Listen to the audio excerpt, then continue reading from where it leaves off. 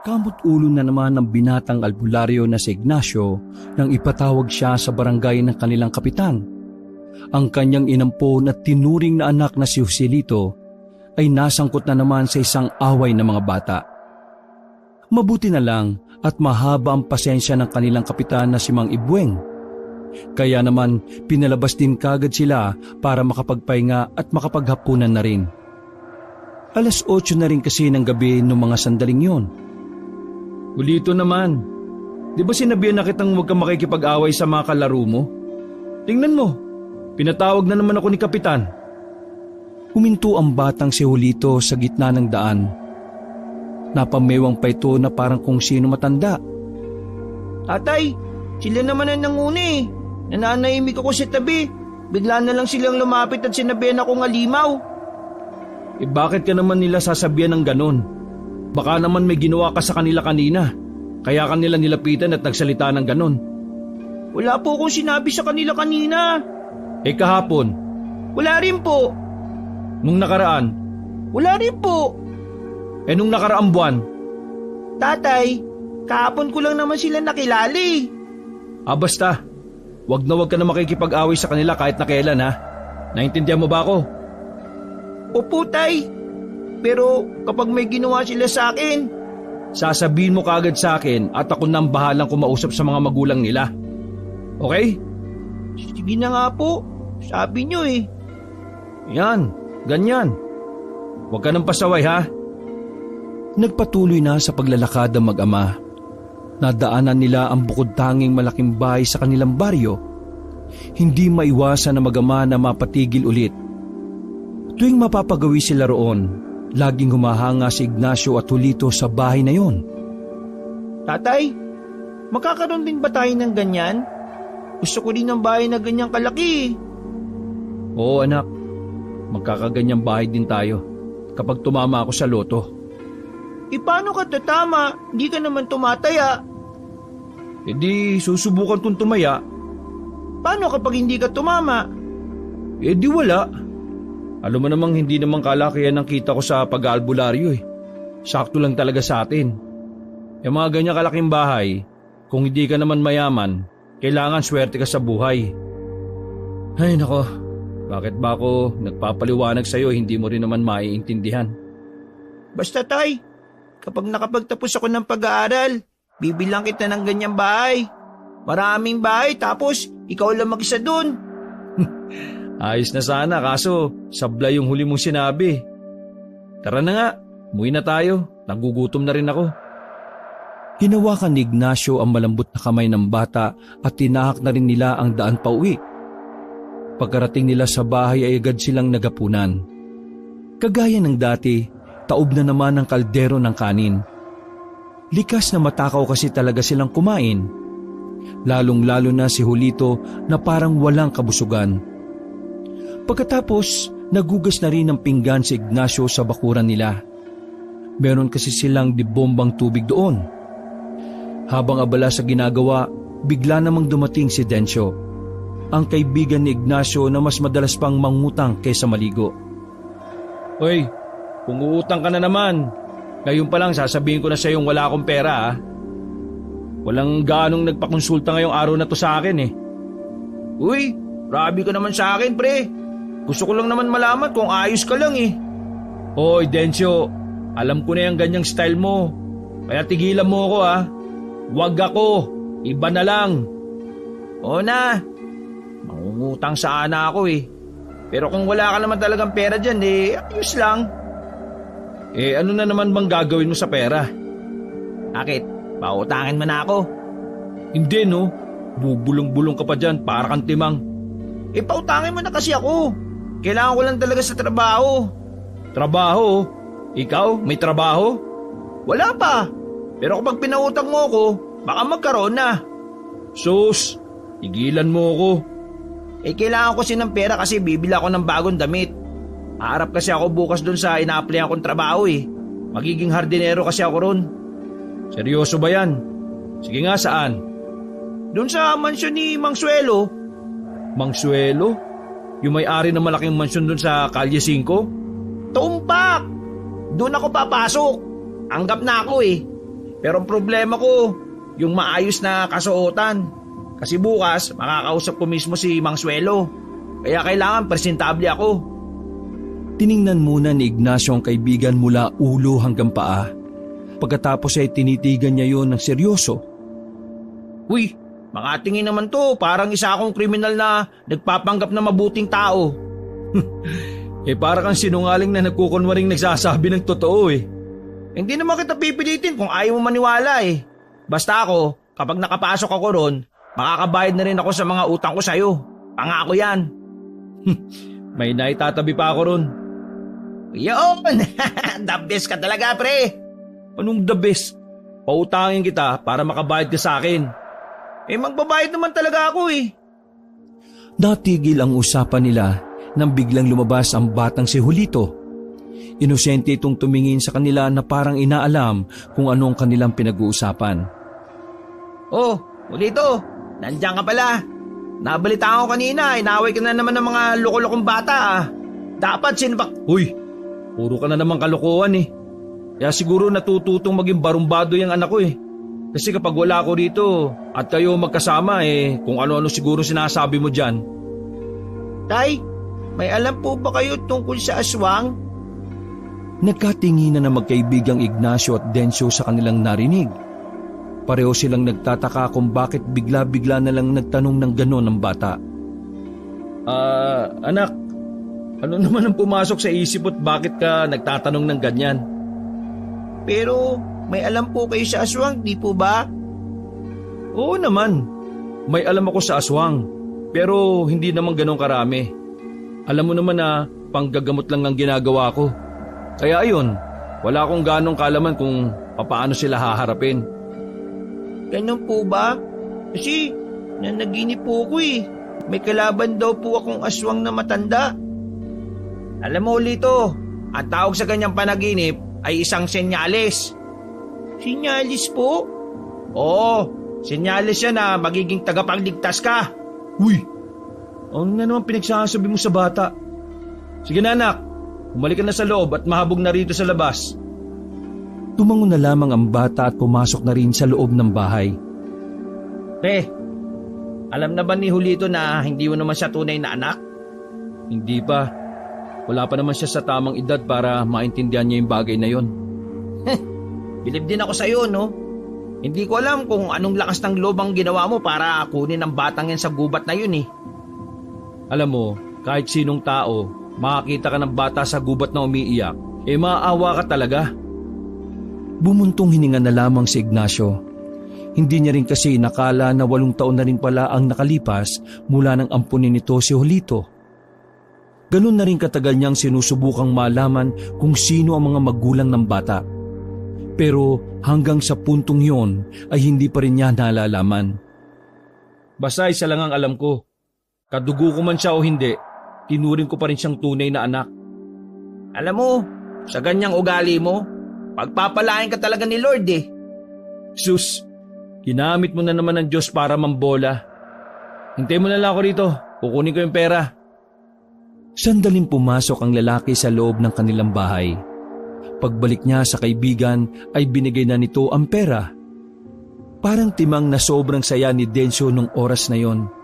Sumasayaw-sayaw pa ito at sumisipol-sipol nang umalis. Sira ulo talaga to. Di man lang nagpasalamat ah. Kinabukasan, 6:00 pa lang ng umaga ay nambulabog na si Dencio sa bahay ni Ignacio. Bihis na bihis ang lalaki. Hindi yun umalis sa harap ng salamin para tingnan ang sarili. Maging ang batang si Julito ay napapailing na lang sa ginagawa ni Dencio. Uy, kanina ka pa dyan sa harap ng salamin. Hindi ka ba aalis? Maaga pa eh. 7:00 pa kami magkikita ni Mang Suelo. Tito Dencio, ang gwapo niyo po ngayon ah. Yan ang gusto ko sa iyo, Lito. Di bale, bibilang kita lang gusto mo sa unang sahod ko. Sus, suhulan mo na naman ang bata. Pero, ngayon lang po yun ha. Diyos ko, ikaw talaga mapagbiro. Pero, good luck din sa papasukan mong trabaho ha. Pagbutihan mo, minsan lang dumating ang ganyang oportunidad. Seryosoin ko na to pre. gusto ko nang magpamilya eh. Oh, Julito, nakita mo naman, magiging abala na ang Tito Densyo mo. Kaya madalas ka nang makakasama sa mga lakad ko. Hindi naman kita pwedeng iwan dito. Kaya huwag kang makulit ha. Hindi naman po ako makulit, tatay eh. Masaya po kung isasama niyo ako palagi. Gusto ko kasing makakita ng aswang, tay eh.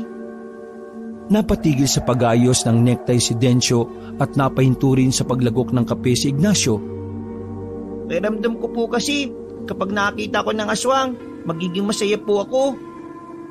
Anak, hindi natin alam kung may mga aswang pa sa panahong to. Noon, oo, meron. Pero ngayon, wala na yata eh. Tsaka kung meron man, hindi mo dapat pinapangarap na makakita ng ganong nilalang. Nakakatakot sila, anak. Mapanganib. Tama ang tatay mo. Dapat ang pinapangarap mo lang makita, babaeng sex... Hindi na naituloy ni Densyo ang sasabihin nang batuhin na ito ni Ignacio ng tinik ng isda. Uy, umalis ka na nga. Bilis! Puro katarantado ang tinuturo mo sa bata. Alis na! Shoo! Shoo! Parang asong tinaboy ni Ignacio ang kanyang kaibigan palabas ng bahay. Isinarado niya ang pinto at malalim na paghinga na lamang ang kanyang nagawa. Ikaw, huwag ka masyadong nakikinig dyan sa Tito Densyo mo ha. Sira ulo yun. O sige na, kumain ka na't mamaya aalis tayo. May nagpapahilot at magpapagamot sa akin sa kabila eh. Pinagpatuloy nila ang pagkain at si Densyo naman ay umalis na rin sa kanilang bakuran. Pagkatapos ay binihisan na ni Ignacio ang batang si Julito para maganda sa kanilang lakad. Dakong 8:00 na ng umaga nang umalis sila. Habang naglalakad sa daan, malayo pa lang ay tanaw na nila ng maraming tao sa tapat ng malaking bahay. Ang bahay kung saan nakatira ang magiging amo ni Densyo na si Mang Suelo. Tay, ano po kayang meron doon? Hindi ko rin alam eh. Tara, buti pa lumapit na lang tayo. Nang ilang metro na lang ang layo, nakita nilang nakabukas ang malaking gate ng mansyon. Isa si Densyo sa nakikita nilang namimigay ng kung anumang nakaplastik. Sa gilid ng gate, nabasa ni Ignacio ang nakasabit na trapal. Naroon ang mukha ni Mang Suelo na nagsasabing ito ay tatakbo sa pagkabarangay captain ng kanilang baryo. Ayos ah.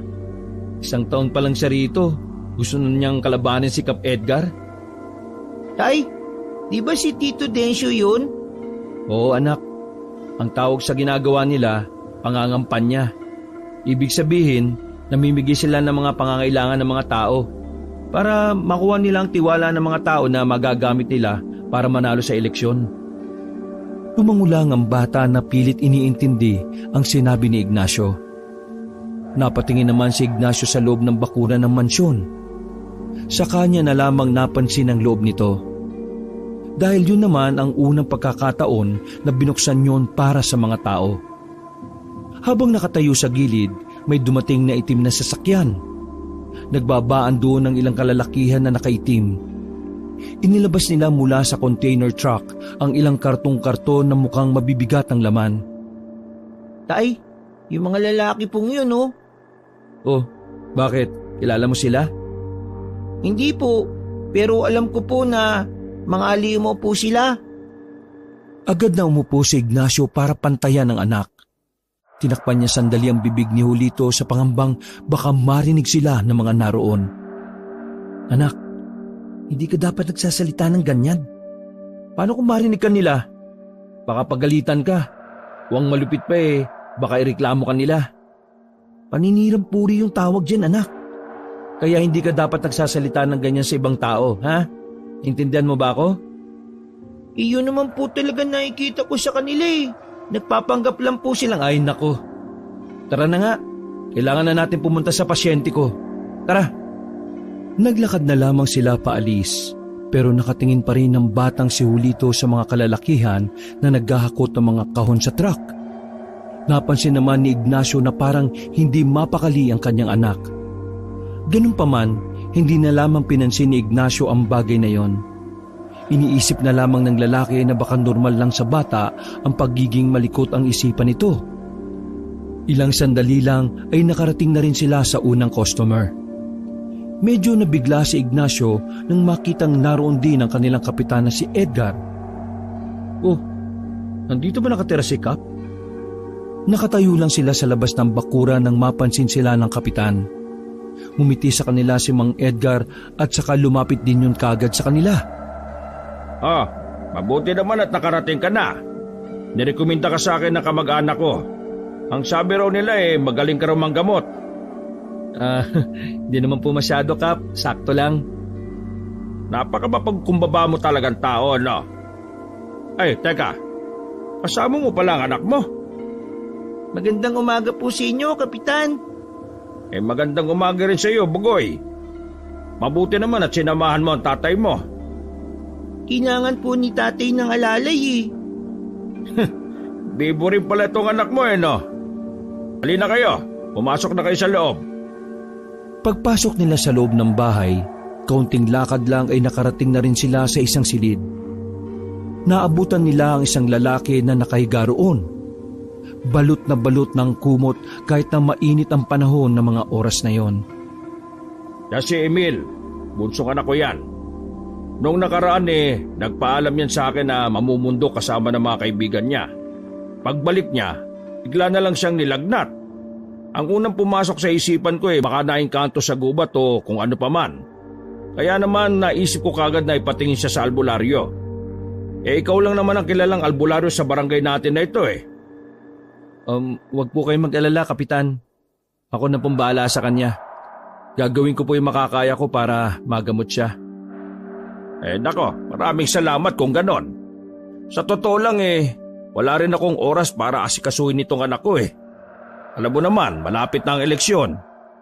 Tapos sa unang pagkakataon meron na akong makakalaban. Si Mang Suelo po ba yung makakalaban nyo, Kap? Pasensya na po Interesado lang po ako sa eleksyon Ay oo, siya nga. Alam mo, nagtataka nga ako kung sino yan Ang sabi ng mga source ko, dating taga rito raw ang mga kamag-anakan yan. Lumalabas na apo raw yan ng dating isa sa mga mayayaman sa baryo natin. Pero hindi pa rin ako kampante sa taong yan Kaya binabantayan ko talaga yan. Mahirap na. Baka hindi natin alam. Iba palang hangarin niya sa baryong to, hindi ba? Alam mo naman, matagal na ako sa serbisyo. Pero nakita nyo naman kung gaano ko kamahal ang mga tao rito. Wag po kayong mag-alala, Kap. Nasa inyo po ang boto ko. Kahit ngayon lang tayo nagkausap, nakilala na kita base sa sinabi ng mga tao tungkol sa iyo. Kaya alam kong hindi ka boboto ng taong hindi mo naman kilala. O siya, tama na muna ang politika. Mabuti pa suriin mo na ang anak ko. Kawawa naman O sige po, sisimulan ko na po. Bago simulan ni Ignacio ang panggagamot, nagsagawa na muna siya ng isang ritual. Habang si Kap Edgar at ang bating si Julito naman ay nanunood lang sa gilid. Maraming kandilang itim ang sinindihan ni Ignacio. Naglabas din siya ng maliit na santo na nanggaling pa sa malaking bag na dala nila. Makalipas lang ng halos 20 minutos na pagdarasal, hindi pa na ni Ignacio ang mga kandila. Ignacio, sabihin mo, anong nangyari sa anak ko? Kap, may isang nilalang na humawak o humipo sa kanya. Pero hindi ko matukoy kung anong nilalang Hindi siya engkanto. Malabong multo rin. Hindi rin naman maligno o laman lupa. Inalam ko rin kung kulam. Pero wala akong mabakas Diyos ko naman, ano kaya nangyari sa hinayupak na ito? Puro kasi gala lang ang alam Sige ho, susubukan ko pang alamin kung ano. Aswang! Napatingin silang dalawa sa batang si Julito na kalmadong nakaupo lamang sa gilid. Nagtatakang napaisip si Ignacio kung papaanong aswang ang sinabi ng kanyang anak. Maging ang kapitan din, nagtataka rin na kung bakit sa dinami-rami ng nilalang, aswang pa ang maiisip ng bata. Anak, hindi to laro ha. Seryosong problema to. Yung anak ni Kap ang nahihirapan. Kaya hindi mo dapat... Aswang po ang may gawa niya sa kanya, Kapitan. Paano mo naman nasabing aswang, iho? Tumayo ang bata at lumapit sa binatang nakahiga. Umakyat pa si Julito sa kama para tanggalin ang medyas ng lalaki. Tay, isa ito sa sinyalis na aswang ang gumawa sa kanya ng sakit. Ignacio, totoo ba sinasabi ng anak mo? Hindi ko alam kung saan niya nalaman yan pero Kap, tama po ang sinabi ni Julito. May kakayahan po kasi ang mga aswang na bigyan ng sakit ang isang tao. Mas tumatalab yun kapag ang taong biktima nila mahina talaga ang katawan. Ang pangingitim ng kuko sa paa ang isa sa mga senyales. Julito, anak, sabihin mo nga sa akin, paano mo nalaman ang mga senyales na ganyan? Bigla ko nilang pong naramdaman, Tay. Ignacio, ngayong alam na natin kung anong dumalid dyan sa anak ko. Alam mo rin ba kung paano siya gagamutin? Opo, Kap. May ginamot na ako dati na kagaya ng ganitong kaso. Sige o, sisimulan ko na po. Ang kailangan ko na lang po dahon ng bayabas at dugo po ng manok. Yung sariwa po sana. O sige, ako nang bahala. Magpapautos ako. Wala silang sinayang na pagkakataon. Agad na naghanap ang mga tanod ng kasama ni Mang Edgar. Pagbalik ng mga yon ay agad na inasikaso ni Ignacio ang kanyang pasyente. Marami siyang ginawang kung ano-ano na hindi rin naman maintindihan ng kapitan. Pero makalipas lang ng halos 1 oras, unti-unti na ring napapababa ni Ignacio ang init ng katawan ng lalaki.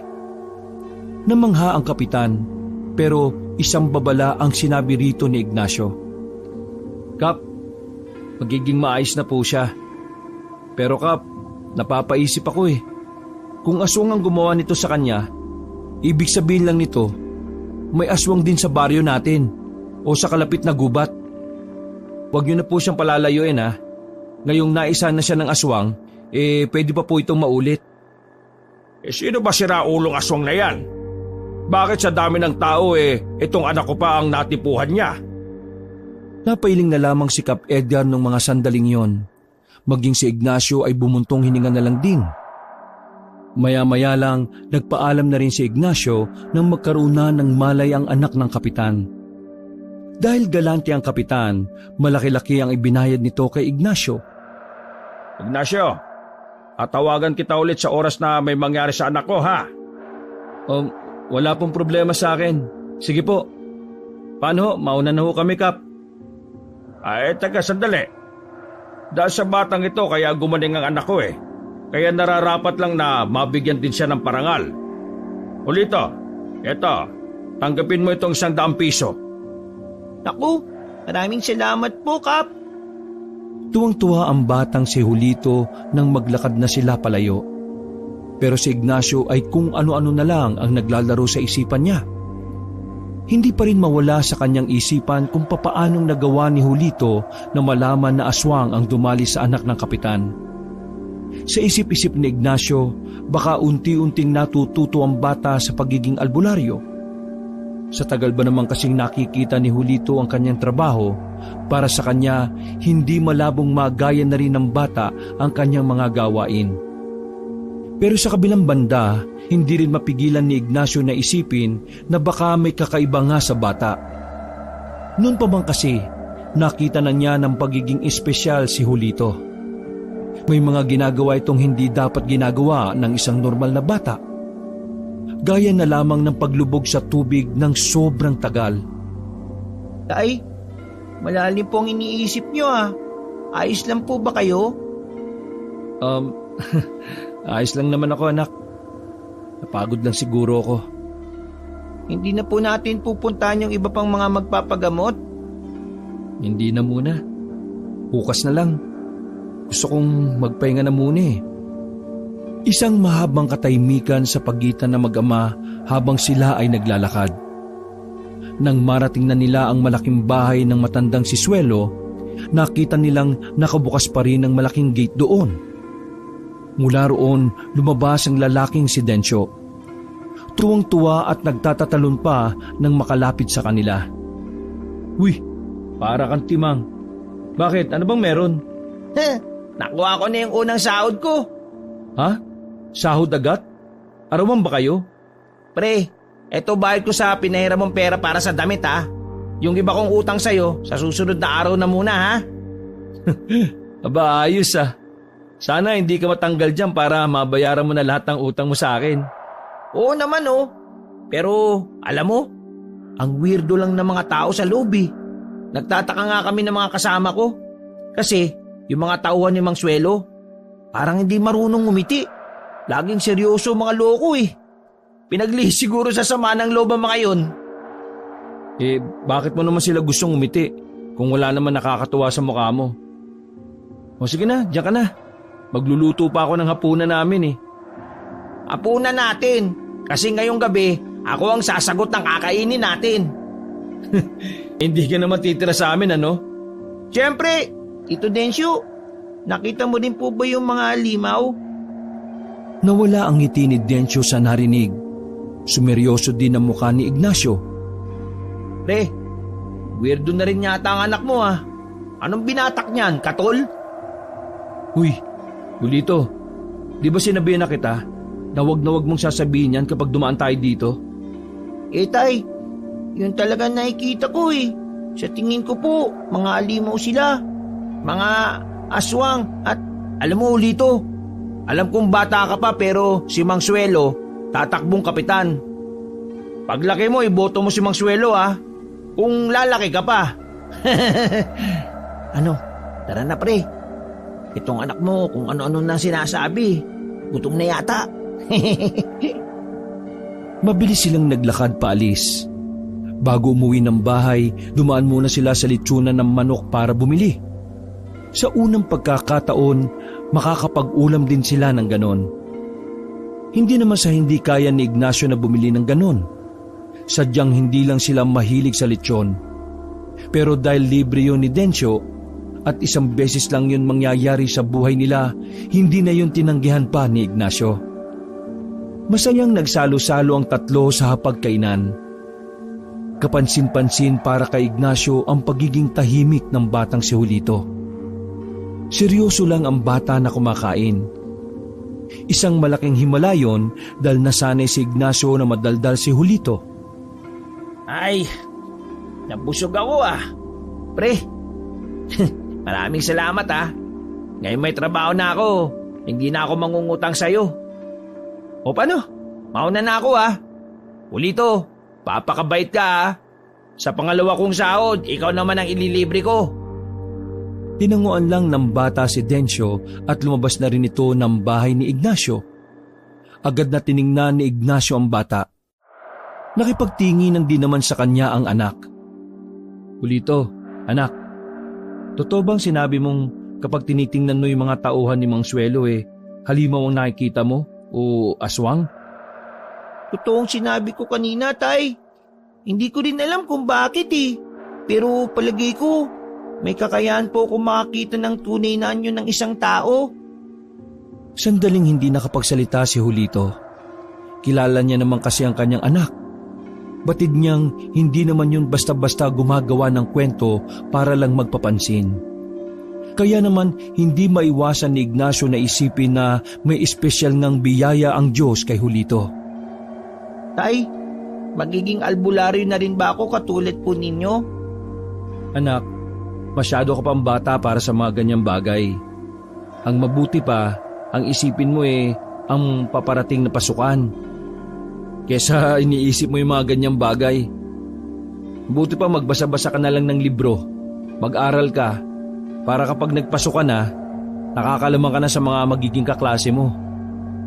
Pakiramdam ko talaga, tay. Hindi ako pangkaraniwan eh. Paano kung isa pala akong... Julito, tama na. Ayaw ko na makakarinig ng kung ano-anong mga may kinalaman dyan ha. Naintindihan mo ba ako? Pero tay... Wala nang pero-pero. Gusto kong alisin mo sa isipan mo yung mga tumatakbo sa utak mo. Bata-bata mo pa Lumipas ang ilang araw, naging abala si Ignacio sa panggagamot sa ilang kabaryo nila. Sa mga nagdaang araw, mas dumami ang mga nagkakasakit sa kanilang baryo. Dumagsa ang mga pasyente sa bahay ni Ignacio. Halos hindi na nga niya maasikaso ang mga tao. Pero dahil mas nagtitiwala ang mga residente sa panggagamot ng albularyo kaysa sa ospital, iniasa nila ang lahat kay Ignacio. Ay nako, salamat naman at naubos na rin ng mga tao. Pambihira, hindi tayo nakakain ah. Ayos lang pre, kain na lang tayo mamaya. Pasensya ka na ah. Dapat nandun ka sa bahay ni Mang Swelo ngayon eh. Pero tinutulungan mo ako rito. Sus, wala yun. Isa pa, wala naman kaming gagawin ngayon sa mansyon eh. Si Mang Swelo na rin na nagsabi na magpahinga na muna kami. Biglang tumahimik si Dencio sa gilid habang nililigpit ni Ignacio ang mga ginamit niya sa maghapong panggagamot. Napansin ni Ignacio ang pagiging seryoso ng kaibigan. Kaya naman nilapitan niya yon at tinanong, "Pre, ayos ka lang? Sumama ba pakiramdam mo sa maghapon na pag-aalalay sa akin?" Hindi pre. "Uy, anong problema?" Kumamot sa ulo si Dencio at saka nagsalita. Kahapon pag gumugulo sa isipan ko yung sinabi ni Julito nung nakaraan eh. Yung tungkol sa mga tauhan ni Mang Swelo. Tila nagbagong atmosfera ng paligid nung sabihin niyo ni Dencio. Tumingin-tingin muna sa labas si Ignacio kung may nakakarinig. Batid niyang kung may makakaalam ng kakayahang yon ni Julito, magiging magulo ang buhay ng bata. Ano bang meron? Alagay ko, totoo yung sinabi ng anak mo pre. Kahapon kasi ng gabi, bago ako umalis sa mansyon, nakita ko yung isa sa tauhan ni Mang Swelo na naglalakad sa gilid ng kalsada. Paglagpas niya sa nakaparadang sasakyan, nagulat kasi ako dahil biglang naging baboy ramo. Nung una akala ko nagkakamali lang ako eh. Pero pagtingin ko sa gilid ng sasakyan, nakita ko rin yung mga naiwang damit at pantalon. Ganon na ganon yung suot na damit ng tauhan ni Mang Swelo eh. Ah? Teka, sinasabi mo ba na... Paano kung yung mga tao ni Mang Swelo aswang? Sa hindi malamang dahilan ay bigla na lamang nakaramdam ng kaba si Ignacio. Naramdaman din niya ang pagtindigan ng kanyang balahibo. Aminadong lalaki na kahit na albularyo siya, nababahala siya sa panganib na dala ng mga aswang. Kung aswang ang mga tauhan niya, ibig sabihin lang nun, nasa panganib ang buhay ng amo mo. Napatayo si Dencio at hindi mapakaling nagpalakad-lakad sa tapat ng lamesa. Yun nga iniisip ko eh. Ang kaso, hindi ko naman alam kung paano ko sasabihin kay Boswelo. Natatakot din naman ako, no? Pre, kaya mo bang labanan ng mga aswang? Labanan? Yung mga aswang? Lalabanan ko? Oo, di ba albularyo ka? At ang albularyo, sila ang pumapas lang sa mga aswang, di ba? Albularyo ko pero hindi naman ako manunugis. Ay nako, anong gagawin ko nito? Ako lang yata namumroblema eh. Mga kasama ko, walang alam-alam. Teka, bakit parang hindi ko yata nakikita si Julito? Nandyan lang yun, naglalaro. Nang tuluyan ng sumapit ang dilim, nagtungo na rin si Ignacio sa palengke para bumili ng kanilang magiging hapunan. Sinabay na rin niya ang paghahanap sa kanyang anak na si Julito. Habang naglalakad, nakarinig siya ng malalakas na sigaw. Palagay niya ay nanggaling yon sa isang kalye na kung saan ay wala nang gaanong dumadaan na tao sa ganoong oras. Pero dahil nilamon siya ng kuryosidad, nagtungo siya roon para alamin kung ano ang nangyayari. Naabutan niya ang mag-asawa na nakaupo na sa lapag. Takot na takot habang nakatingin sa dalawa pang lalaki na nakadapa. "Oh, ano nangyari sa inyo? Ayos lang ba kayo?" Napatingin si Ignacio sa tiyan ng babae. Napansin niya na buntis pala ito at parang nasa 6 na buwan na ang dinadala nito. Dalawang lalaking yan, aswang! Ha? Aswang? Lumapit si Ignacio. Napansin niya na umaagos na ang dugo mula sa katawan ng dalawang nakabulagta. Nang itihaya ni Ignacio ang isa, doon na niya nakumpirma na talagang hindi tao ang mga yon. Kakaiba ang itsura. Kahit sino makakakita, ang unang papasok sa isip ay aswang ang dalawa. Pero ang naglalaro sa isipan ni Ignacio sa mga pagkakataong yon ay kung papaanong tinalo na mag-asawa ang dalawang aswang. Sabihin niyo nga sa akin, kayo ba ang pumaslang sa dalawang ito? Umiling-iling ang babae habang nanginginig pa ang kamay sa sobrang takot. Kami, malabong mapas lang namin ang dalawang yan. May isang maliit na nilalang kanina na dumating eh. Itim na itim ang katawan niya. Halos kasing kulay na ng ilalim ng kaldero. Tapos, meron siyang medyo mahabang buhok na kulay puti. Ang bilis niya. Tapos, inatake niya ang dalawang yan bago pa makalapit sa amin. Pinagkakakalmot niya yung dibdib hanggang sa mamatay. Ha? Maliit na nilalang? Nung gabing yon, tuluyan ang nabuo ang interes ni Ignacio sa mga aswang. Matapos siyang maihatid sa barangay ang dalawa, agad siyang nagtungo sa kanilang bahay kahit hindi pa siya nakakabili ng iluluto. Hinanap niya agad ang librong kulay brown na binili niya pa sa kapwa albularyo sa bayan. Nakasalpak sa librong yon ang iba't ibang uri ng aswang na maaaring mamuhay hanggang sa panahon nila. Sa kakalipat ni Ignacio ng pahina, napatigil siya nang makita ang isang uri ng aswang na saktong-sakto sa paglalarawan ng babaeng buntis. Gabunan? Gabunan ang umatake sa dalawang aswang na lalaki. Pero paano? Bakit niya aatakihin ang kapwa niya aswang? Napasandal na lamang si Ignacio sa dingding. Mga ilang sandali lang, nakita na niyang dumating ang kanyak na si Julito. Napatayo siya nang makitang may dugo ang kamay nito. Maging ang bata rin ay nagulat sa kanyang reaksyon. Mabilis na ipinasok ni Ignacio si Julito sa bahay nila at isinara ang pinto. Anak, may nakakita ba sa'yo? Natatarantang pinunasan ni Ignacio ng basahan ng kamay ni Julito. Umiiling-iling naman ito bilang tugon sa tanong ng ama.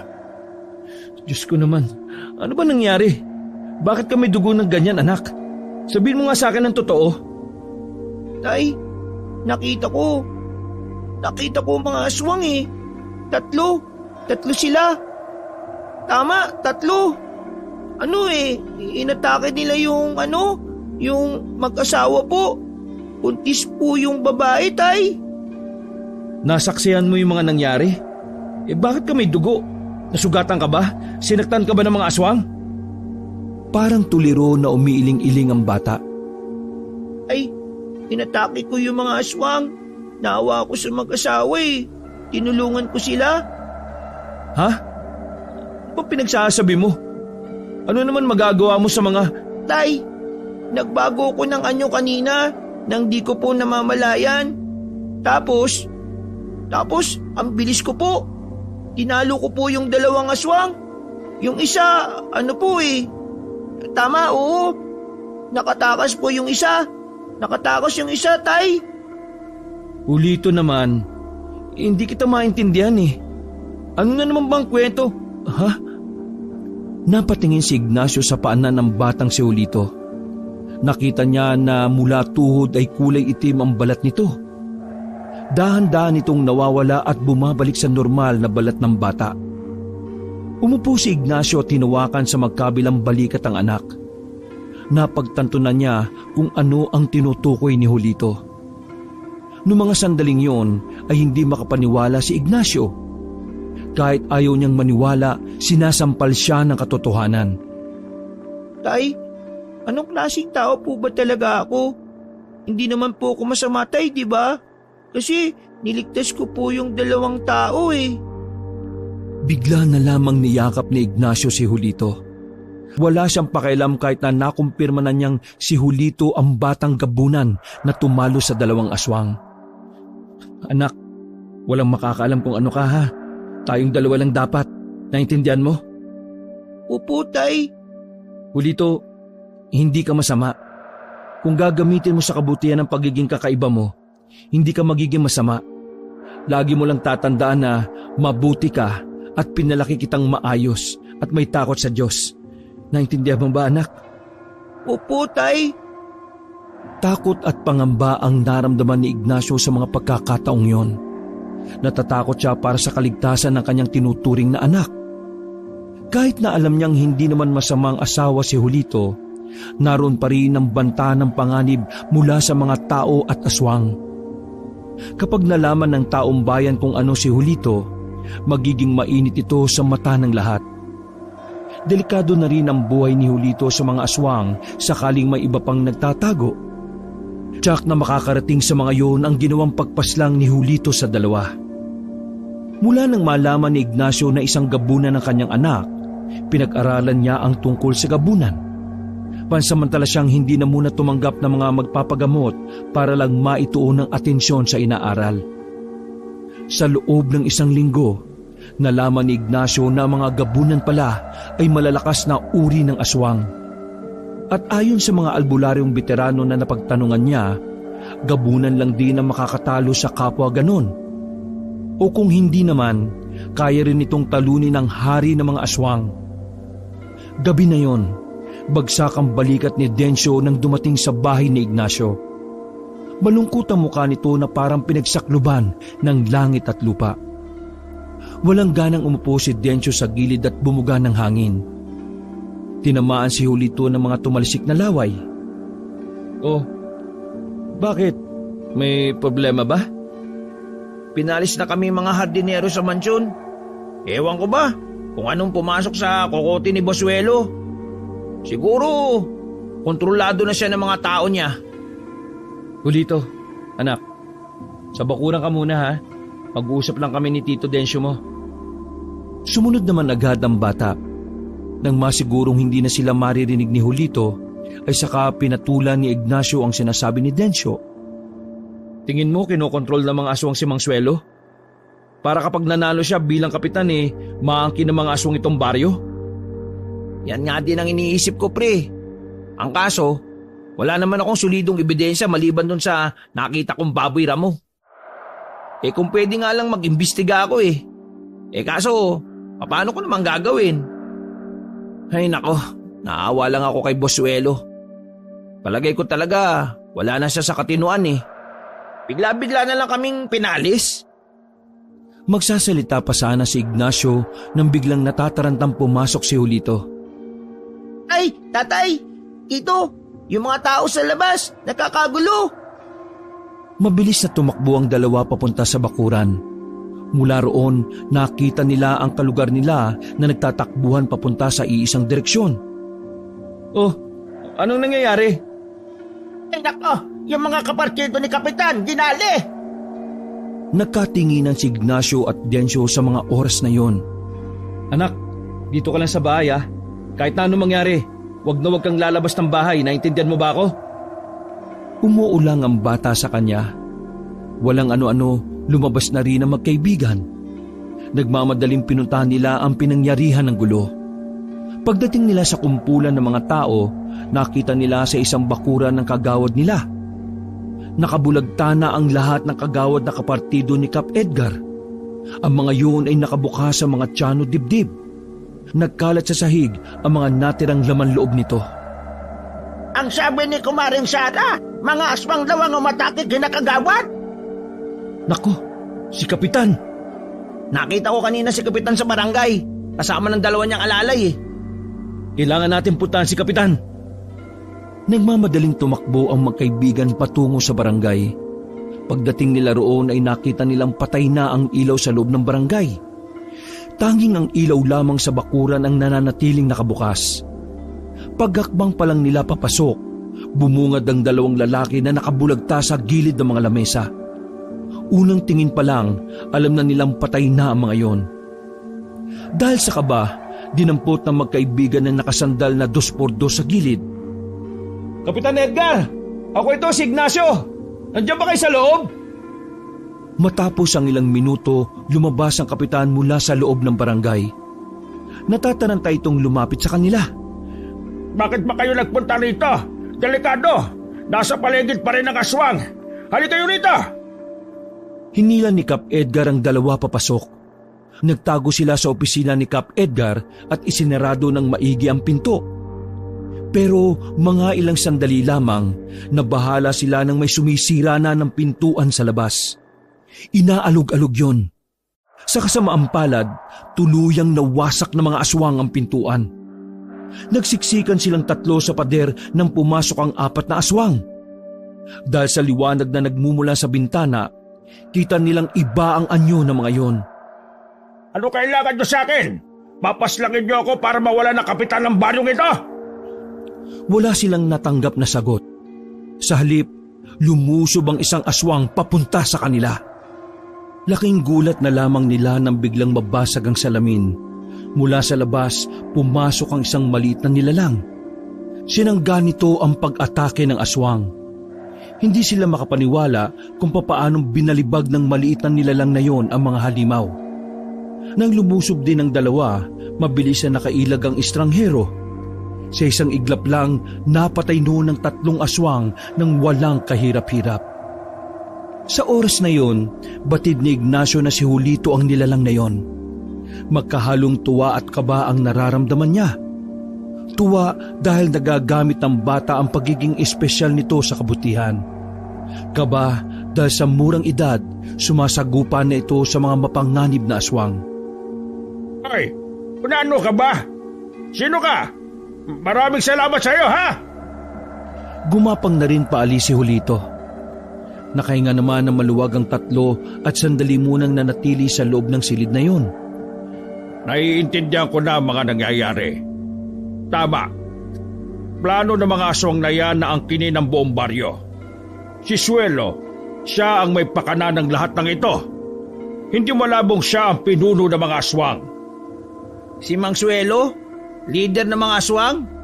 Malabo! Nagtrabaho ko sa kanya ng ilang araw eh. At sa obserbasyon ko sa kanya, hindi ko siya nakikitaan ng pagiging aswang. Pero yung mga tao niya, yun ang mga nasisiguro kong aswang talaga. Ginagamit siya ng mga aswang para mapaupo sa trono. Nagkakamali ka ng pagkakaintindi. Si Suelo ang pinuno ng mga aswang. Marami akong galamay na nag-imbestiga sa kanya. At ilan sa mga yon ang nakapagpatunay na siya nga ay hindi isang tao. Siya mismo ang nagpapagalaw sa mga aswang sa baryong ito. At ang dahilan kung bakit niya gustong kunin ang baryo. Tumayo si Kap Edgar at saka tumapat sa bintana. Ay dahil ang baryong ito ay orihinal na pagmamay-ari ng mga aswang noong panahon pa ng Kastila. Teka, saan mo naman nalaman ng mga yan, Kap? Sa pinakamatinding miyembro ng pamilya namin. Maging ako rin naman hindi rin makapaniwala. Pero na magsagawa rin ako ng sariling pagsasaliksik, doon ko na nakumpirma na ang lahat ng detalyeng nakalap ko ay konektado sa isa't isa. Kaya naman, maghahanda tayo. Magkakaroon ng kaguluhan sa baryong ito. Pero hindi tayo papayag na ibibigay natin sa kanila ang baryong sinilangan nating lahat. Kahit na papaano'y nagkaroon ng lakas ng loob ang magkaibigang Ignacio at Dencio. Bumuntong hininga na lamang si Ignacio. Naiinis siya sa kanyang sarili dahil wala siyang magawa. Sinisisi niya ang sarili kung bakit mas pinili niyang ituon ang buhay sa panggagamot. Kung noon pa sana niya pinag-aralan ng tungkol sa mga aswang, baka isa siya sa mga makakatulong sa taong bayan. Dencio, ikaw na munang bahala kay Kap ha. Kailangan kong balikan si Julito. Sige. Nagmamadaling tumakbo si Ignacio palabas ng barangay. Sa daan, marami siyang taong nakakasalubong. Dahil sa sunod-sunod na pagpapakita ng mga aswang, halos lahat ay naaalarma. Naglabasan ng mga residente sa kani-kanilang bahay. Nasaan na kaya si Julito ngayon? Tigas ng ulo. Ang sabi ko, wag aalis ng bahay. Kainis. Hinanap niya si Julito sa kung saan-saan dahil alam niyang wala yun sa bahay nila. Sa kanyang paghahanap, hindi niya inaasahang malalagay sa panganib ang kanyang buhay. Napadaan siya sa harapan ng isang bahay. Sa bakuran, may nakita siyang 2 aswang na nakatayo sa harapan ng pinto. Dali-daling nagtago si Ignacio sa likuran ng mga halamanan. Mabilis ang paghinga niya nang dahil sa kakaibang kaba na lumalamon sa kanya. Pagsilip niya, halos atakihin siya sa puso nang dakmain siya ng aswang sa ulo. Sinubukan niya pang kumalas, pero nahawakan naman siya ng isa pang aswang sa damit. Nakaisip ng paraan si Ignacio. Tinusok niya ang mata ng isang aswang gamit ang kanyang daliri. Binayagan naman niya ang isa na naging dahilan para mabitiwan siya nito. Tatakbo na sana siya paalis. Ang kaso nga lang, bigla na lang may humarang pang isang aswang sa likuran niya. Napapalibutan na siya ng 3 aswang na naglalaway sa laman loob niya. Isa akong albularyo! Subukan niyo lumapit sa akin! Papatayin ko kayo! Ano? Pinakita niya pa ang suot-suot na kwintas para kunwari meron siyang daladalang anting-anting.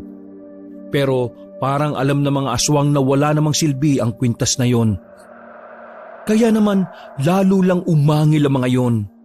Pero bago pa makalapit sa kanya mga yon, dumating ang batang si Julito. Mahaba ang buhok nitong kulay puti rin. Julito? Anak? Halos hindi na niya makilala ang bata dahil sa sobrang itim ng balat nito. Papa, ako na pong bahala dyan. Nagkakatinginan ng mga aswang. Bumakas sa mukha ng mga nilalang na yon ang kakaibang takot. Alam ng mga aswang na yon kung gaano kapanghanib ang gabunan. Tatakas pa sana ng 3 aswang pero walang awang pinaslang yun ni Julito. Gamit ang mahahabang kuko, pinagkakakalmot niya ang mga yon. Pinagbababali niya rin ang liig para siguradong wala nang mabubuhay sa mga yon. Hindi tumagal ng 1 minuto, nakabagsak na ang 3 aswang. Anak, paano mo? Tay, nalaman ko sa aswang na nakalaban ko kanina. Isa raw akong gabunan. At ang gabunan daw po ay malakas. Ibig sabihin, may kakayahan po akong mapigil ang kasamaan ng mga aswang at si Mang Suelo. Bakit? Aswang din ba si Mang Suelo? Tinanong ko kanina ang ibang aswang. Bago sila pumanaw, sinabi nila na si Mang Suelo daw ang nag-utos sa kanila eh. Pero tay, nakita ko po si Mang Suelo. Hindi gaya ng mga tauhan niya, normal lang ang tingin ko sa kanya. Palagay ko po, espesyal din siya gaya ko. Isa rin siyang gabunan? Yun po ang hindi ko alam. Pero tay, umuwi ka muna sa atin. Uwi na rin po ako dahil napaslang ko na po yung mga gumagalang aswang eh. Uy, sandali lang. Uy! Nagmamadaling gumapang at tumalon-talon sa bubungan ng bahay ang bata. Wala nang nagawa pa si Ignacio kundi ang umuwi na lang din sa kanila. Pagdating niya sa kanilang bahay, naroon na rin si Julito. Nakapaghugas na yun ng kamay at nakapagpalit na rin ng suot. Sinunog na rin ng bata sa dramang sando at short nitong punong-puno ng dugo ng mga aswang. Buti naman at nakauwi ka na. Teka, nasaktan ka ba anak? May galos ka ba? Saan ang masakit? Tay, ayos lang po ko. Wala po akong kahit na anong galos. Hindi nga po ako nahirapan sa kanila eh. Nagawa mo pa talagang magyabang ha?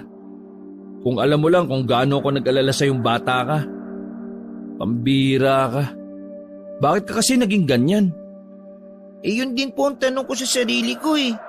Bakit po kaya ako naging gabunan? Naisip ko rin po na hindi po talaga tayo magkadugo. Kasi malabong aswang ka rin tay eh. Kasi albularyo ka. Tay, sino po ba talaga mga magulang ko? Napatigil si Ignacio sa tanong na yun ni Julito. Hindi pa siya handang magpaliwanag sa bata. Pero dahil nagkaroon na rin yun ng ideya, wala siyang magagawa kundi ipagtapat kay Julito ang tunay nitong pinagmulan. Makinig ka sa sasabihin ko ha. Ano man ang maririnig mo, hindi yun magiging dahilan para magbago ang pagmamahal sa iyo ni tatay. Naintindihan mo? Opo, tay. Anak, totoong hindi tayo tunay na mag-ama. 8 taon na ang nakalilipas. Nasa kagubatan ako noon para maghanap ng halamang gamot. Narinig kong may umiiyak na sanggol sa kakahuyan. Pinuntahan kita ron. Naabutan kitang nakalapag sa mga tuyong dahon habang nakabalot ka ng telang itim. Hindi ko alam kung sino ang mga magulang mo dahil wala naman ako nakitang ibang naroroon. At nung sandali ring yun, inakala ko na normal na bata ka lang din gaya ng iba. Kaya hindi ako nagdalawang isip na kunin ka. Pinalaki kita na parang tunay kong anak. Ibinigay ko sa iyo ang pagmamahal ng isang ama. Kung nalaman mo pong gabunan po ko nung oras na yun, kukunin niyo pa rin ba ako? Pilit na tawa ang unang naitugon ni Ignacio. pinipigilan na lamang niyang maiyak. Oo naman, ano ka ba? Wala akong pakialam kung ano ka. Dahil ang tingin ko sa'yo, tunay kitang anak. Handa akong ilabang ka ng patayan, wag lang nilang mahawakan kahit dulo ng daliri mo. Yumakap na lamang ang batang si Julito sa kanyang ama. Maya-maya pa, dumating na rin si Dencio. Hingal na hingal itong umupo sa harapan ng lamesa. Pare, si Kapitan, re-resback. Ha? Dumating yung mga kinontak niyang manunugis mula sa baryo ng Silangan. Lulusubin nila yung mansyon ni Bosuelo. Diyos ko, sumiklab na talaga ang kaguluhan. At nakumpirma ng lahat na nasa loob ng mansyon, puro aswang. At ngayon, balak na lang pasilingin si Bosuelo. Ang inaalala ko lang kung kakayanin ba nila yung mga aswang, pre. Alam ko kasi kung gaano karami mga nasa mansyon Tay, kailangan natin pigilan sila, Kapitan. Hindi pa natin alam kung anong klaseng aswang si Mang Suelo O sige, dito ka lang sa ba? Kailangan niyo ko, Tay. Kaya kung... Hindi pwede. Mga manunugis sa mga kasama ni Kapitan. Hindi ka nila pwedeng makita, anak. Teka, anong sinasabi mo? Huwag ka na magtanong. Sumama ka na lang, tara. Hinila na ni Ignacio ang kaibigang si Dencio. Tumakbo sila na mabilis patungo sa kinaroroonan ng mansyon ni Mang Suelo. Pagdating nila roon ay nakapasok na ang mga manunugi sa loob. Pero sa kasamaang palad, wala na silang inabutan sa loob ng mansyon. Sa pagkakarinig nila ay nakatunog na si Mang Suelo. Galit na galit si Kap Edgar. Pinagsisisipapan niya ang gate sa sobrang inis. Walang hiya yung Suelo na yan. Hindi ko siya mapapatawad sa ginawa niya sa mga kagawad ko. Magbabayad siya sa lahat ng sinaktan niya.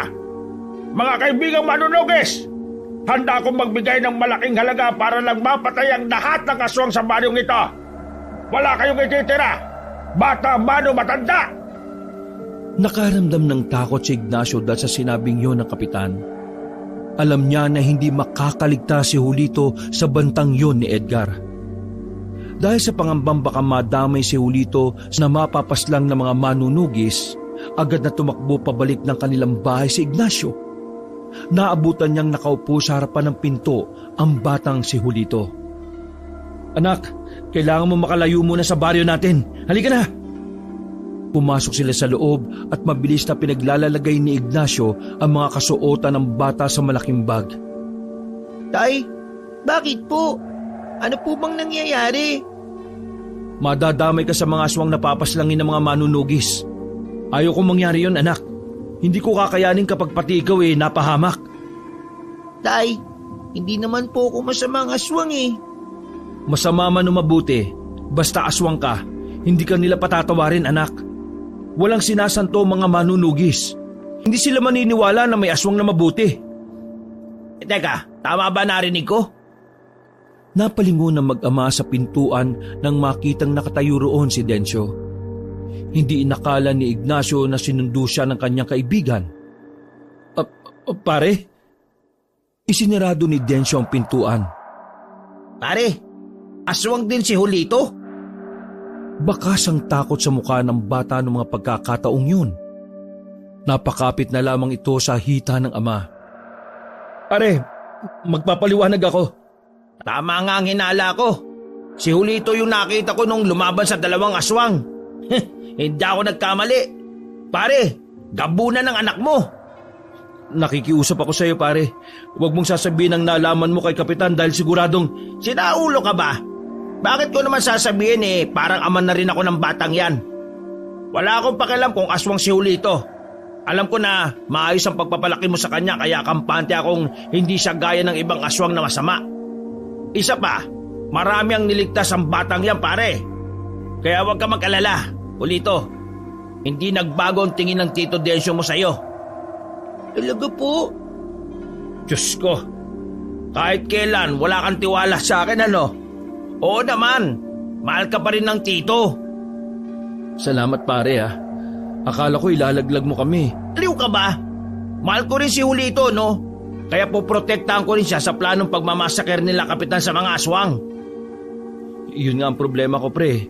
hindi pwede magtagal dito si Julito. Baka hindi magtagal malaman nila ang tungkol sa kanya.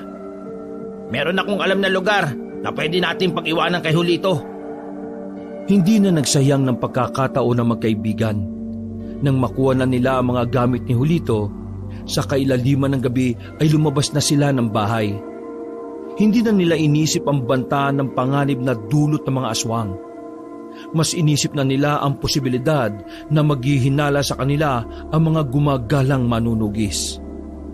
Matagumpay na nakarating ang tatlo sa lugar kung saan pansamantalang iiwan nila ang batang si Julito. Wala silang choice kundi ibilin muna ang bata sa lola ni Dencio.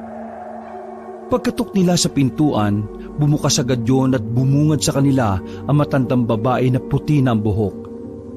Agad itong napatingin sa apong si Dencio. Dencio, napadalaw ka. Lola, may hingin sana akong pabor sa inyo teka, sino ba itong dalawang ito? Huwag mo sabihing nag-anak ka na at nag-uwi ka ng bata rito. Paano kayong magkakanak pareho kayong lalaki? Lola naman, hindi ko naman anak tong batang to Anak siya ng kaibigan ko. Iiwan muna sana namin sa inyo. May kailangan lang kaming asikasuhin na mahalagang bagay Mahabang bangkay? Matangkad yung bangkay na asikasuhin nyo? Bakit? Imbalsamador ba kayo? Mahalagang bagay. Iiwan muna namin dito yung bata at kayo muna ang magbabantay. Babalik kami bukas ng umaga kapag makakabiyahe na kami palabas ng baryo natin. Itong batang ito pala iiwan nyo sa akin. Sigurado ba kayo na magpapaiwan yan dito? Sa akin walang problema. Kasi malakas ka sa akin, Dencio. Ang inaalala ko lang, baka umiyak ang batang yan. Lola, hindi po ko iiyak. Tahimik lang po ako. Aba, mabait naman pala ang batang ito. Mukha din po kayo mabait. Aba, at bolero pa Lola, ako po ang ama ng batang yan. Gusto ko lang pong magpasalamat sa inyo. Pasensya na rin po sa istorbo. Tinorbo? Anong tinorbo? Sinong tinorbo? Ang sabi niya, pasensya na sa istorbo. Hay! Huwag mo ako sigawan, hindi ako bingi. Huminga ng malalim ang matanda. Kinuha na nito ang bata pati ang mga gamit nito. Sige na. Kung ano man ang lakad ninyo ako na ang bahala sa batang ito. Ngumiti sa kanila ang matanda. Bago pumasok, kumaway pa si Julito sa kanila. Mahilig sa bata yang si Lola. Yung paborito kasi niyang apo, dinala na ng pinsan ko sa Amerika nung nakaraang taon. O tara na, bumalik na tayo. Nakahinga na ng maluwag si Ignacio nung oras na yon. Nasa malayong parte na kasi ng baryo nila si Julito. Kaya kampante siyang hindi makakaabot doon ang mga manunugis. Ang kaso nga lang, pagbalik nila ay nagsimula na pala ang kaguluhan. Nakakagulo na ang mga tao. Nagsisigawan ang mga yon. Pagtingin nila Ignacio sa bubungan, marami ng aswang ang naroon. Kumuha sila ng itak. Tutulong sila sa mga manunugis sa pakikipaglaban. Pero habang nagaganap ang kaguluhan, nakita nila si Mang Suelo na nakatayo lang sa gilid. Kalmado lang yung nanunood. Parang wala lang sa matanda ang nangyayari. Ayun si Suelo! Patayin mo yan! Inuna ng mga manunugis na lapitan si Suelo. Pero laking gulat nila nang bigla na itong magbago ng anyo. Ang matandang nakatungkod ay bigla na lamang kumisig ang katawan. Tumangkad din yun ng bahagya. Nagkaroon din ng isang mahabang sungay sa bandang sentido. Mahaba rin ang kuko at merong pang buntot. Mga kasama, ang ari ng mga aswang! Pagkarinig ni Ignacio noon, otomatikong nagtayuan ng kanyang mga balahibo. Nakikita niya pa lang ang hari ng aswang, alam na niyang mas malakas ito kay Julito. Wala na kayong magagawa! Babawiin ko ng muli ang baryo na dating pagmamay-ari ng mga aswang! Inatake ng hari ng mga aswang ang mga manunugis. Sa sobrang bilis, hindi nagawang makadepensa ng mga yon. Parang papel lang ang mga yon na binabalasan ng aswang. Ganun pa man, hindi pa rin nakitaan ng kaduwagan ng mga manunugis.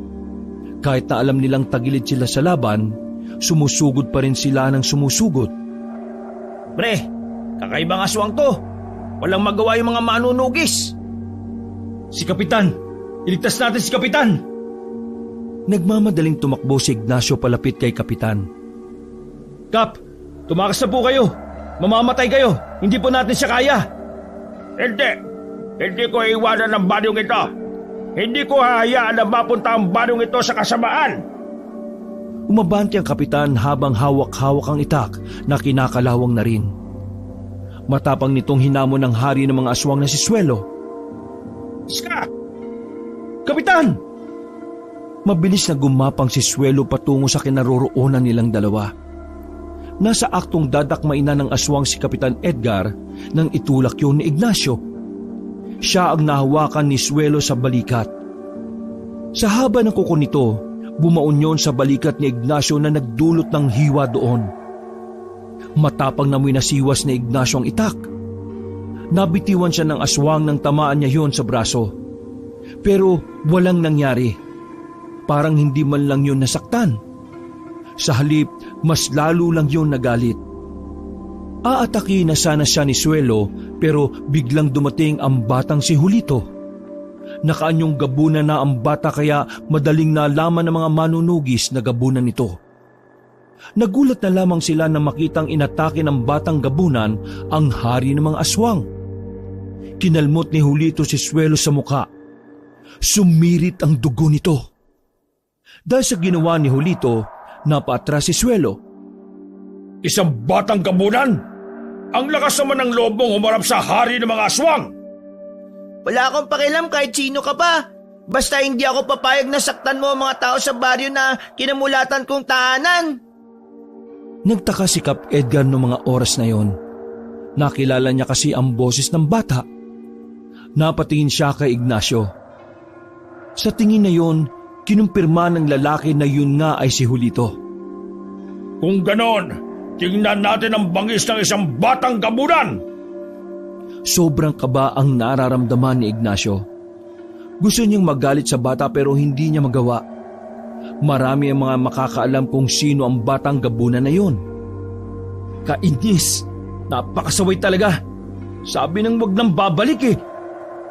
Pagtingin ni Ignacio, unang umatake si Julito kay Swelo. Kitang-kita nila na kahit papaano may laban ang bata sa hari ng mga aswang. Pero nababahala pa rin si Ignacio. Masyado pa kasing bata si Julito. Kung ikukumpara, mas marami ng karanasan si Swelo. Makulit ka talagang bata ka ha? Nanlaki ang mga mata ni Ignacio nang makitang nadakma ni Swelo si Julito. Hinagis nito ang batang gabunan sa puno pero buti na lang nakakapit si Julito. Humahanga si Ignacio sa pinapakita ng kanyang anak. Para bang sanay na ang bata sa pakikipaglaban. Mas matanda ka lang sa akin, pero mas malakas pa rin ang gabunan kaysa sa'yo. Tumalon si Julito sa likuran ng haring aswang. Nagawa itong sugatan ng bata na naging dahilan para mapaluhod ang isang tuhod nito. Inuubos mo talaga ang pasensya ko! Biglang nagwala ang haring aswang. Galit na galit ito. Pilit nitong inuhuli si Julito. Pero dahil sa kakaibang bilis ng bata, mas lalong naggalit si Swelo dahilan para mas lalong lumakas si Swelo. Umiyaw yun ng malakas. Napatakip na lamang sila ng tenga sa sobrang ingay. Pagtingin muli ni Ignacio, nakita niyang hawak-hawak na ni Swelo ang batang si Julito. Masyado ka yatang natutuwa sa pagiging gabunan mo. Nakakalimutan mo na yata ang hari ako ng aswang. Tuldok ka lang sa paningin ko. Hinambalos ni Swelo ang batang si Julito sa puno. Sa puntong yon, hindi na napigilan ni Ignacio ang kanyang sarili. Julito! Ano tinatanga-tanga niya? Tulungan niyo ang batang gabunan! Hindi kumilos sa mga manunugis na naroon. Kahit na binubugbog na ni Suelo si Julito, tila walang balak na makialam ang mga manunugis. Magabigin ba kayo? Tulungan niyo ang batang gabunan! Hindi natin siya kalaban! Wala tayong aasahan sa kanila. Ang pananaw nila, lahat ng aswang ay kalaban nila. Ay nako, mga inutil! Kung hindi tayo kikilos, ako ang kikilos! Inagaw ni Ignacio ang hawak na sibat ng isang manunugis. Pinukol niya yon sa kinaroroonan ni Suelo. Tinamaan ng haring aswang sa hita. Dahilan para mapunta kay Ignacio ang atensyon nito. Dinampot ni Ignacio ang mahabang itak sa sahig at buong tapang itong tumakbo palapit kay Suelo. Tantanan mo ang anak ko! Ako ang harapin mo! Ignacio! Wala nang naririnig si Ignacio sa mga pagkakataong yon. Ang tanging naririnig niya lang ay ang sigaw ng kanyang kalooban na iligtas si Julito. Nang makalapit si Ignacio kay Suelo, walang takot ng tinaga ang aswang na yon. Tinamaan si Suelo sa kamay, pero sinalag lang nito ang ginawa ng lalaki. Ang kapal naman ng mukha mong idampi ang walang kwenta mong armas sa balat ko! Hinawi ng haring aswang ang hawak-hawak ni Ignacio na itak. Napatras si Ignacio habang lumalapit sa kanya yon.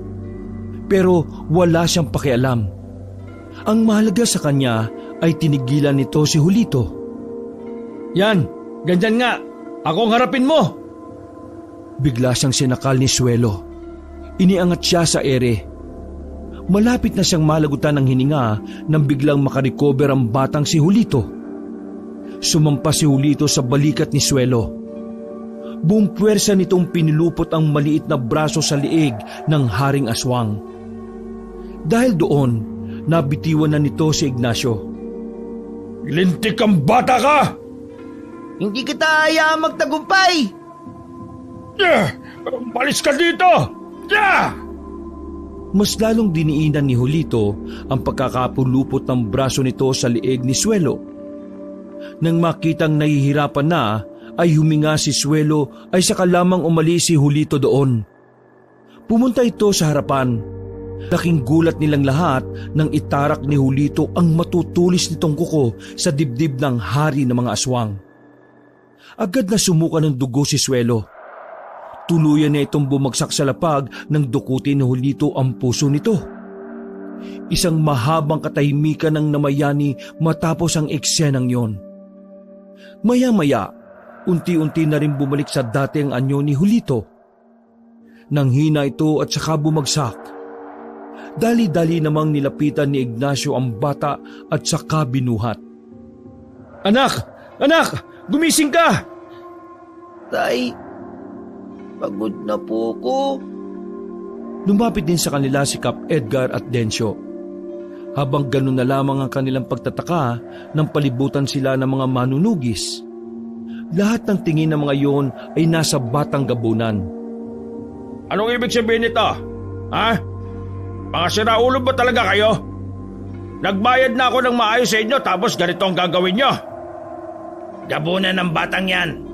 Isa siyang malakas na uri ng aswang na maaaring maging banta sa buhay ng nakararami. Kaya ibigay yun na sa amin ng batang yan. Tanga ka ba? Hindi mo ba nakita kung ano ang ginawa ng batang yan para sa banyong ito? Mas may silbi pa nga ang batang yan kaysa sa inyo eh.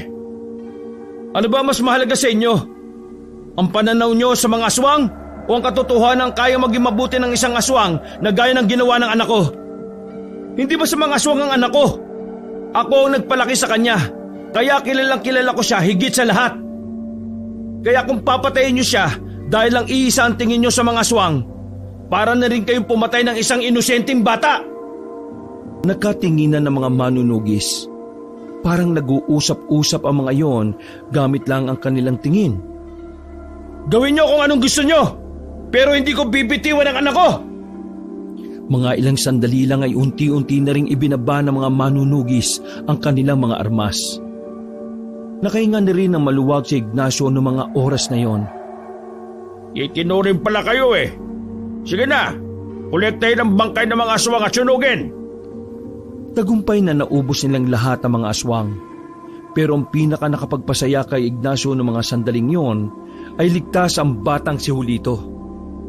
Bukod pa ron, natanggap din ng mga tao ang pagiging gabunan ng bata. Ganun pa man, batid ni Ignacio na hindi habang buhay ay pwedeng mamuhay si Julito kasama ng mga normal na tao. Kaya sa tulong ng kapitan na si Edgar, lumipat sila ng tirahan na malayo sa mga tao. Mula noon, namuhay na ng simple ang mag-ama. Paminsan-minsan ay pumapasyal naman sila sa baryo at pumunta na rin naman sa kanila si Dencio at Kap Edgar para dumalaw.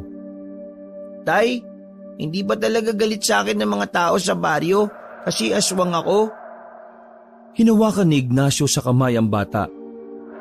Hindi anak, sa katunayan bayani ang tingin nila sa iyo . Talaga po?